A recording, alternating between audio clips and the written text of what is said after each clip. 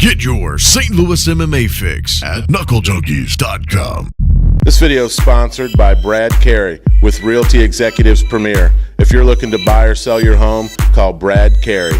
Definitely for that weight class, I feel like I'm super strong, especially stronger than somebody that's near 6 foot. So I feel like I always have the strength advantage, just kind of have my way there.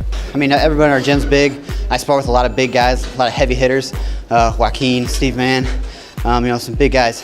So punches don't really affect me, but the calf slicer at the first round, that really slowed me down. That was tight. Eric's he's a very tough kid. We fought once before. He beat me the first time. I think I learned a lot from that.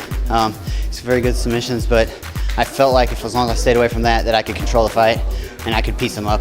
I could cause more damage. Mainly ground guy from the beginning, and I knew at some point my hands had to get a lot better. I have some power, but I really convinced myself to do some kickboxing fights and just have to work on my hands. And I think it's helped a ton with my confidence. Well, I just take the positions people give to me. He rushed in, gave me the head, I took the head, took it to the ground. I think he tried to hit me with some type of choke on the ground. I just rolled him over, got inside control, hit him with an elbow and took the back. I'm actually a blue belt in Brazilian Jiu-Jitsu under Justin Morris at Fifth Haven in Wisconsin. My Jiu-Jitsu instructor is Justin Paulette. So, I work a lot of Jiu-Jitsu, I roll a lot. That's what we do. I want the biggest and baddest out there, the biggest and baddest they got, the people with all the hype behind them, and I want to shut them down. One person at 185, I'm working towards, and that's Ty Flores.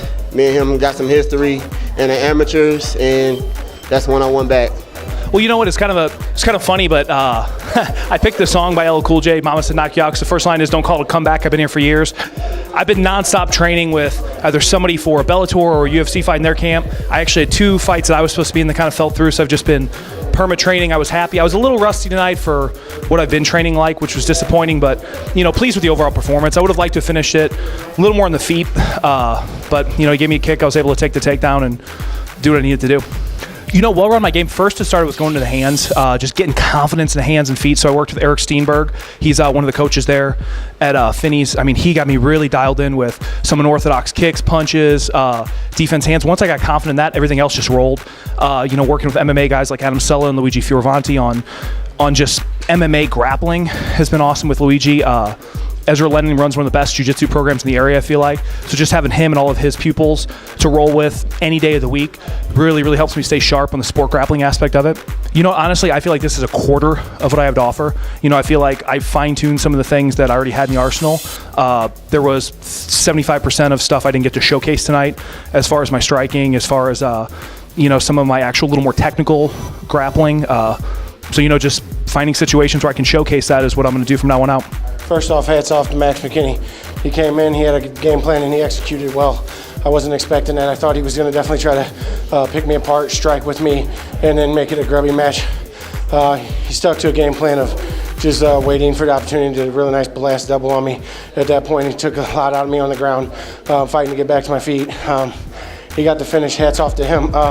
But first and foremost, I just want to thank the Lord upstairs, my family, my kids, and all my friends and all my supporters in MMA. And I want to give a big shout out to Knuckle Junkies. 5 years ago, I believe you guys came on the scene, and ever since day one, you've covered me. You've did write-ups, good, bad, and ugly. And I just want to thank you guys and all of St. Louis MMA for what they've given me, and I hope that I've given everything back. Oh, it feels great, man. It's been a long time coming, and I had something to prove today. Bo didn't think I belonged in here.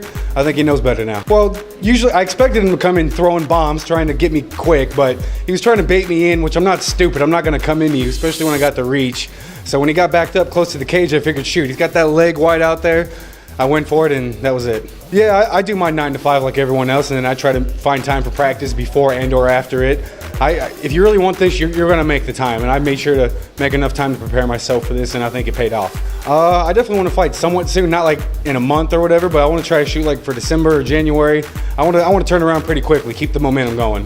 There's a few that catch my eye. I want to fight Byron at some point. We've been matched up a couple times before, maybe Russ Meyer. Pretty much anyone that's big and bad enough to take me, I'm down. knucklejunkies.com